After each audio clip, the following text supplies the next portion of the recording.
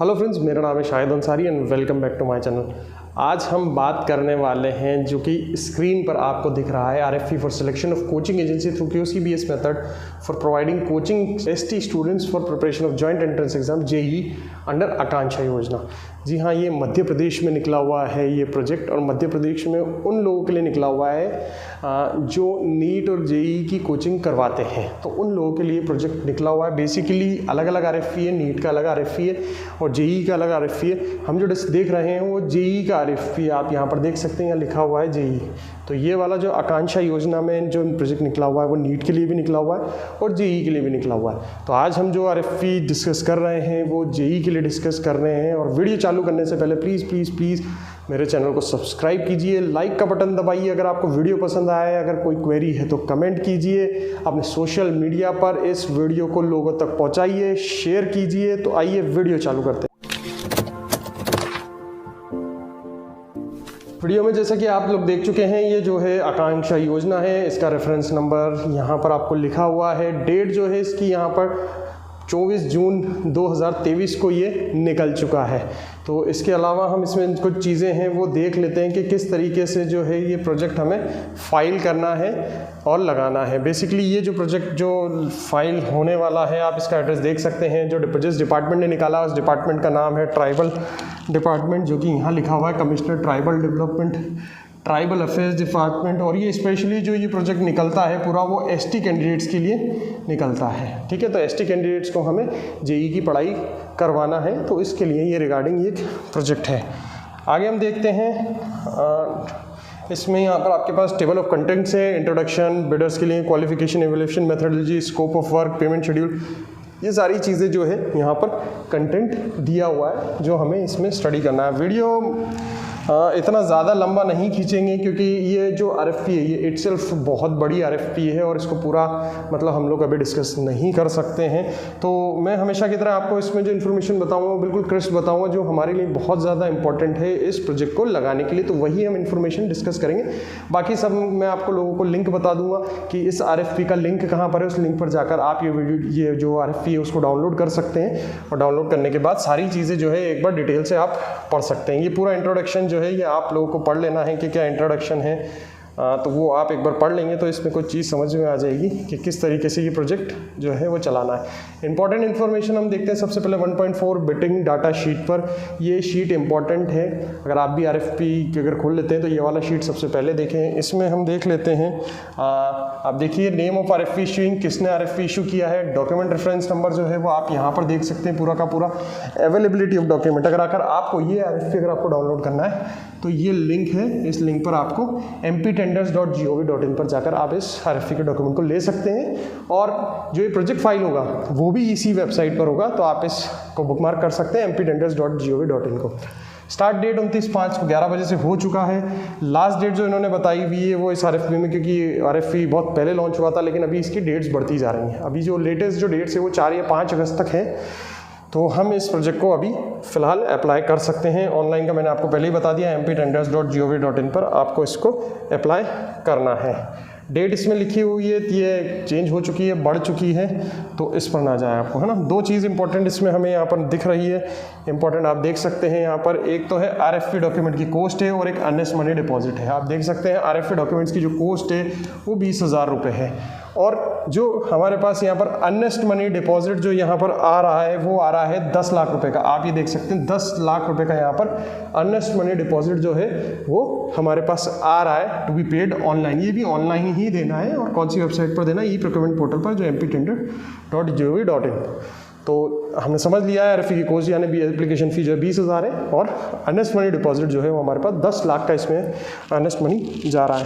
थोड़ा आगे चीज़ें देख लेते हैं और क्या क्या इसमें बताया हुआ है। आगे इसमें देखते हैं हम, यहाँ पर परफॉर्मेंस बैंक गारंटी है। अगर आपको ये प्रोजेक्ट मिल जाता है और प्रोजेक्ट मिलने के बाद अर्नेस्ट मनी डिपॉजिट जो है वो वापस हो जाता है ऑन कंडीशन कि आपको अर्नेस्ट मनी जो है आपका 10 लाख रुपए जो आपने दिया है वो आपको वापस मिल जाएगा। लेकिन आपको जो एक परफॉर्मेंस बैंक गारंटी जो है वो सबमिट कराना पड़ेगा, वो 5% की होगी, जो भी कॉन्ट्रैक्ट वैल्यू होगी आपकी, है ना। जितना भी को भी आपको कॉन्ट्रैक्ट मिलता है, 200 बच्चे, 300 बच्चे, 500 बच्चे का जितना भी कॉन्ट्रैक्ट मिलता है उसके अकॉर्डिंग उसकी कॉन्ट्रैक्ट वैल्यू का 5% आपको परफॉर्मेंस बैंक गारंटी जो है जमा कराना पड़ेगा। 2 साल के लिए हमें प्रोजेक्ट मिल रहा है, QCBS से सिलेक्शन है, ईमेल एड्रेस यहाँ पर आपको दिया हुआ है और validity of the bid proposal 180 days है। तो ये कुछ इंपॉर्टेंट इन्फॉर्मेशन है जो हमने यहाँ पर देख ली है।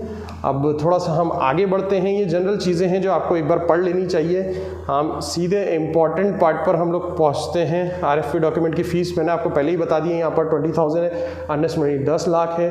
अनसक्सेसफुल बिडर्स को वो वापस मिल जाएगी, सक्सेसफुल बिडर्स को तब वापस मिलेगी जब हमारे पास परफॉर्मेंस बैंक गारंटी आ जाएगी।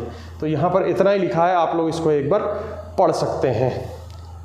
कुछ चीज़ें हैं जो एग्जामिनेशन, जो बिड के एग्जामिनेशन से पहले चीज़ें की जाएगी। आपको कुछ फॉर्मेट्स हैं, लेटर ऑफ ऑथराइजेशन है, ये सारी चीज़ें जो है आपको देख लेनी है और सबमिट करवानी है, ठीक है। इसके बाद हम लोग कुछ pre qualification criteria, eligibility criteria, किन ग्राउंड्स पर आपकी संस्थान का सिलेक्शन होगा वो हमने इस चीज़ में यहाँ पर दिखाया हुआ है। लीगल एंटिटी होना चाहिए यहाँ से आपको, copy of incorporation certificate, MOA, AOA, memorandum of association, AOA, GST registration, pan card, ये सारी चीज़ें आपके पास होना चाहिए, ठीक है। कंपनी हमेशा प्रोजेक्ट में जैसे मैं बताता हूँ 3 साल पुरानी होनी चाहिए, 3 से ज़्यादा साल का होना चाहिए। फाइनेंशियल स्ट्रेंथ आपकी होनी चाहिए। फाइनेंशियल स्ट्रेंथ में जो उन्होंने लिखा हुआ है आपको, मतलब जो CA सर्टिफाइड आपको लगाना होगा। CA सर्टिफाइड के अलावा भी आपकी यहाँ पर पॉजिटिव नेटवर्थ होनी चाहिए। लास्ट जैसे यहाँ लिखा हुआ है कि जो कोई से भी 3 साल का आपको लास्ट 5 फाइनेंशियल ईयर 2017, 18, 19, 20, 21, 22 तक आपको पॉजिटिव नेटवर्थ होना चाहिए, ठीक है। इसके अलावा फाइनेंशियल स्ट्रेंथ की बात करें तो इन्होंने बताया हुआ है कि 10 करोड़ से आपका जो होना चाहिए, कोचिंग बिजनेस होना चाहिए, वो 10 करोड़ से आपका ज़्यादा होना चाहिए। ये यहाँ पर आपको बताया हुआ है इस वाले पेज पर, ये यहाँ पर लिखा हुआ है 10 करोड़ से आपका होना चाहिए बिजनेस। इसका भी आपको CA से सर्टिफिकेट करवाना पड़ेगा। इंफ्रास्ट्रक्चर कितना है आपके पास, वो सारा चीज़ें यहाँ पर लिखा हुआ है कि आपके पास कितना इंफ्रास्ट्रक्चर होना चाहिए। सिलेक्शन प्रोसीजर आपके पास होना चाहिए कि आपके पास minimum 100 student should have been selected JEE in each of the last 5 years. Last 5 years के पास कम से कम 100 स्टूडेंट्स सिलेक्ट हुए। इसके सभी के उन्होंने डिटेल मांगी हुई है इन्होंने। कुछ टॉप रैंक्स आपके वहाँ होने चाहिए, कम से कम टॉप 100 में आपके पास मिनिमम 10 रैंक्स आना चाहिए। तो ये कुछ क्राइटेरिया है जो है। इसके बाद अलावा आपके पास टीचिंग स्टाफ होना चाहिए, LMS होना चाहिए। इसके बाद आपके पास नॉन ब्लैक लिस्टिंग का एक अपन को ये करवाना है सबमिट, ठीक है। तो ये सारी चीज़ें हैं। नेक्स्ट हम देखते हैं टेक्निकल इवैल्यूएशन मैट्रिक्स। आपको मतलब अगर अपनी जो है वो एनालाइज करना है कि अगर आपकी कंपनी या आपकी संस्था सेलेक्ट हो सकती है नहीं हो सकती, प्रपोजल लगाना चाहिए या नहीं लगाना चाहिए, तो उसको हम यहाँ से एक बार कर सकते हैं। जैसे इन्होंने सारे ही पैरामीटर्स दिए हुए हैं। पैरामीटर्स में अगर हम जैसे देखें तो देखा आप ये कर सकते हैं, अगर 10 करोड़ तक से है 25 करोड़ तक के 5 मार्क्स मिलेंगे, 25 करोड़ से 50 करोड़ है तो 7 मार्क्स मिलेंगे, 50 करोड़ से ज़्यादा टर्नओवर है तो 10 मार्क्स है। यानी जितनी ज़्यादा चीज़ें अगर आपके पास अच्छी है, जितनी ज़्यादा अच्छी प्रोफाइल है तो उतना ही ज़्यादा आपको मार्क्स मिलेंगे।